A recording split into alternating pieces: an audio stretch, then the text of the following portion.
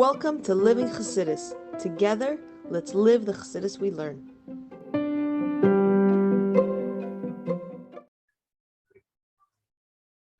Good morning, everybody, and welcome to this in the morning 15 minutes to hopefully change our lives. Learning the Isra Sinas Yisrael Mitzvahs Avos Yisrael from Tzemach Tzedek. Today's shir is sponsored by Malka Raskin for Refuah Shleima for Tinok ben Hoda. May we share in good news right now, and for Refuah Shleima from by Anonymous for Ze'eva, Yosefa, Bas Malka Riva. Should have a speedy recovery and shouldn't, as if nothing ever happened. So on the discussion of Avos Yisrael, just a quick story. There's a famous story, the Alter Rebbe, that he was when that's on Yom Kippur. You could say the story really goes in line with what we're talking about on Yom Kippur, that he left shul and he went to a lady's house that she had just given birth to a child, and no one was really there to take care of her. And Alter Rebbe left, took off his talus, and he went and he chopped wood and he made a soup.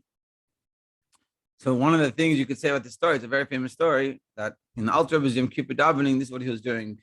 So the way we explain the story is that the ultimate level of the Alter Rebbe, that even though he's on the highest of high, together with that he feels this the needs of a yid. But you could say, according to what we said in this first ois, the reason why he did this, the reason why this happened is because we're interconnected. What did we say? We said three main points in the first ois. We said that we all come from this level of Adam Elyon, from this one place of oneness, and then we come down to into this world, and we have this separation, but it's not a true separation, just the way we see in physicality, but spiritual in the same place. And secondly, we said that they were all part of that body. So some people are the head and some people are the feet. But therefore, we all depend on each other, and we all should be able to feel each other's pain. The Alter Rebbe being the head, and let's say this lady was the feet, because the Rebbe there's a whole sikh about who this lady was, that not necessarily she was the best of people. So it wasn't like he was going to help this tzaddikus, that unfortunately no one was there to take care of her, but a person that was sort of given up on because she wasn't necessarily the best person. Imkol Alter became took care of her, but you could say it's because of that connection. That's like we talked about that result, that he would say viduim, even though he didn't do anything wrong, but he was doing vidui for the other parts of him, so to speak. And that's what we were saying. And the third thing we were saying is that that's why we have to take upon ourselves the mitzvah of Avos Yisrael before we daven, because to be a carbon, to come up to close to Hashem, to have that proper connection, we have to be connected within ourselves. And if we're not connected amongst ourselves, that means you're not complete, you're not connected, so then you can't connect to the Eibishter. So again, those three things that we talked about so far, we all come from one source. Second of all, we all are interdependent on each other because we're all part of the same body. And thirdly, through taking upon ourselves Avos Yisrael, we can have a proper connection to the Eibishter, davening. Now, what we're going to discuss is how we can take this a step further into the entire Jewish people. How what we do without Avos Yisrael affects everyone. And we're going to ultimately answer the question, why does Hillel in the story to the Ger, he says, what is hated to you, don't do to your friends. Which is the ultimate question, why is he using the negative and not the positive? That's what we're going to discuss today. Whatever you don't like being done to yourself, don't do to your friends. Why is it in the negative? Let's see. We'll go back from the beginning of Ois Base, and here, this is the Sefer, page 28. So even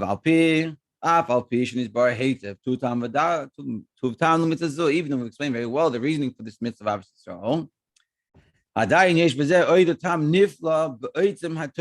there's another wondrous reason in the goodness of this mitzvah. That a person does for themselves when we do this mitzvah, and for the whole world in fulfilling this mitzvah of Avos Yisrael. So we're going to explain how this mitzvah not just has a phenomenal effect on ourselves and on the world as a whole. And on the other hand, chas v'shalom, When we lack and we don't do this, we neglect this mitzvah. And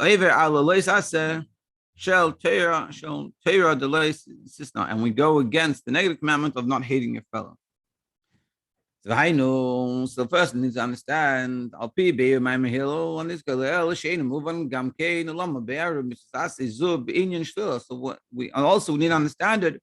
You're understanding why does Hillel use the negative aspect of this mitzvah. What does he say? Ma desane Allah, whatever is hated to you, to your friend, don't do. So why is he using it in such a negative way? He didn't say it in the positive. He says whatever you don't like to be done to yourself, into someone else. Why not use it in the positive? Why not say, have care for your friend, whatever you like, how you'd like to be treated, treat someone else. It's much more a positive. It's a weird thing. Like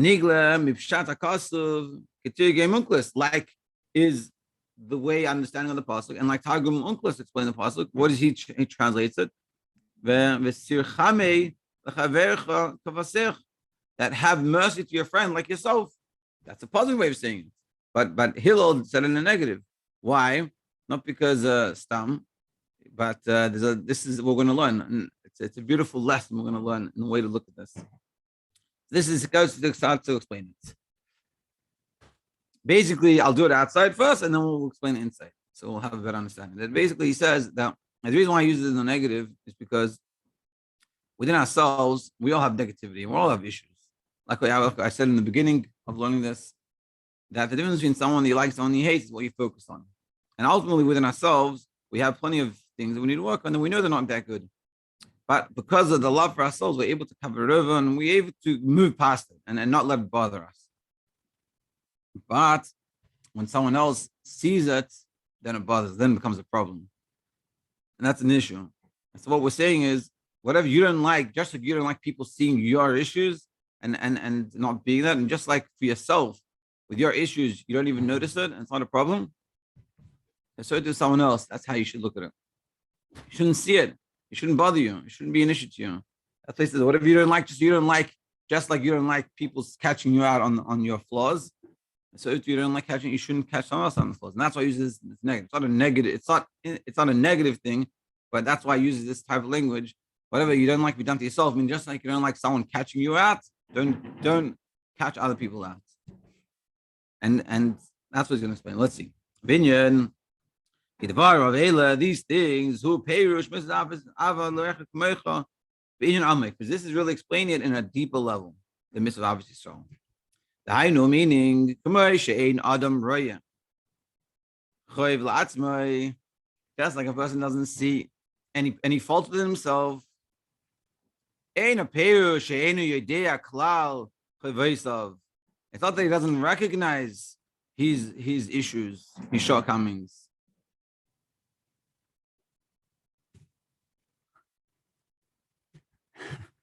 Because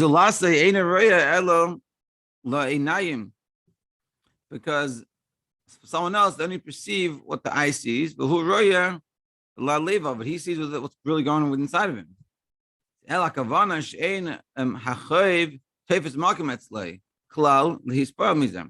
it's not that you don't see what's going on, but you know exactly what's going on with yourself. You know what your heart feels, But the thing is that with yours and with our own issues, it doesn't bother us so much. When we see a problem, it's not really, we justify and understand it. And we're not saying it's a bad thing to do. That's not the discussion. We're just saying this is the reality. And when it comes to ourselves and our issues, it's not that we don't know about our issues. We know about it, and there are issues we don't know about. But in general, there's a lot of things we know not that good. But it's not. That's not the issue. The issue is that and it just doesn't bother us. It doesn't get to us. It's as if we don't even see it. Not that we don't see it, but it's as if we don't see it in the sense it doesn't bother us. It doesn't affect us in any way. Because of the great love I share, because we love ourselves so much. I'll call Peshav on all our shortcomings, that we know, in our minds, that we understand it. It covers over the love, the love that's in the encompassing manner, it covers this all over. Sheloi meaning sheloi yumshach min hada min hayadia lidei pilus mides. It doesn't come from the knowledge to the emotions. Therefore, it doesn't take up any space to get affected by this. So let me explain a little bit that in general, the way we're meant to be built, the way we are built, and we're meant to do things, is that we have thoughts that affect our actions. That's all Chabad. Chabad is intellect. You think about something, and that affects you. That you act in a certain way. That's what we have as a share. That's what we learn, and that's why we have all these classes. And that's how it's meant to be. Meant to look at something, meant to learn about something. That's why you have a brain. It makes you think, and then it affects you, and then you act differently. Unlike in this case, you recognize it's a problem, but it doesn't bring itself down to changing and to acting differently because of the love of ourselves. So we see it, we see the issue, but we don't change from it. It doesn't have that effect. That's what he's saying. This he doesn't see any shortcoming, any fault within himself. Because it's so like nullified because of that love. That's covering over these issues in a very encompassing manner. So that issue we have is so covered over. Like I said before, that the focus of the person that you like is not about his faults or her faults. You're just not focusing on that. And that's what he's saying. You're not focusing on our faults. We focus on the love that we have for ourselves. And it covers over all of those things. What happens? So we have this thing, we have an issue. Let's say the issue is we get up late every day. We can't get up on time. Or have an issue, we do something that's not very good. When someone else sees on this issue and this lacking, this fault, and the person will understand, the person will see you and say, hey, look at you. You always come late, you have no self-control, or you don't daven every day, or whatever it is, you don't wash nagavasa, or you don't bench, or whatever someone's issues are, or it could be, like even on a deeper level, you could say, a husband and wife, that you get to know each other very well, and so suddenly the husband or the wife, everyone has their issues, but suddenly, and this is something a realization happens when you get married, early on into the marriage. Suddenly, all these things that you're hiding, that you're able to hide from everyone else, your spouse sees it. And this is what we're talking. This is like one of the examples we're talking about. Suddenly you see it. That's what happens. It becomes a problem. So he says you become very angry, very unhappy about it, and it bothers you. And so especially in the beginning of marriage, you don't know yourself, you don't understand everything. So you might get angry, but you won't understand. You're getting angry because someone's caught you out on your lie.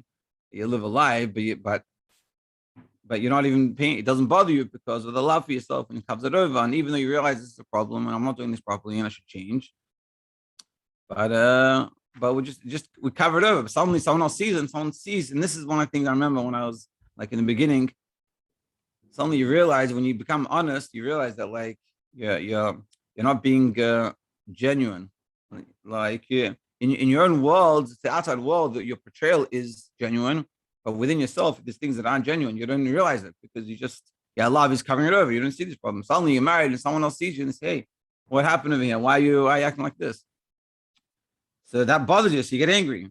So the trick is to recognize where it's coming from and not get so angry. What happens? You get angry. But the problem is, even though you're getting angry, why are you getting angry? You know this is true. Someone's calling you out on this. Whatever it is that you're doing wrong. It could be whatever it is. Everyone has their examples of things that they should be doing better. Like I used before, a few simple examples, but this could apply to so many things. Anything you're doing, that if you ask yourself, simple way of seeing this out is you ask yourself, and you say, if someone else was here, would I be doing this? It's the famous, the story in the Gemara that you should have the years Hashem like year bas v'dam. You should fear Hashem like you fear someone like flesh and blood. Meaning, if your friend or your teacher or someone that you respect was here with you now, would you be doing this? And this could be, and if not, then it's a problem. So that's what he's saying. You see this. Rugzei. Einu al etzem hapchisus shechaver It's not that he's mistaken in his judgment. That's what's bothering me, that the person is judging me wrongly, that's not true. Because this is true. What they're catching you out on is the problem. Rak al shidias chaveri es Jesusa Yehu bevechinas yesh v'ispailus. Just the other person's perception of this issue, it affects my ego, and so it bothers me. Mashenken kishahu yedea ha'avam. But when I myself know my issue, I don't have this issue because that's not someone else's ego that's coming, that's catching me, but it's my love that's covering this over. So you get angry at your friend for catching him, for revealing the lie. We're living a lie, but we can live and we get away with it. It's fine.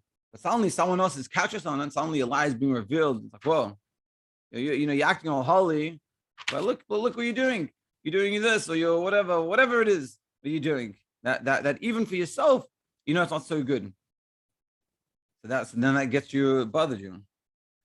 Because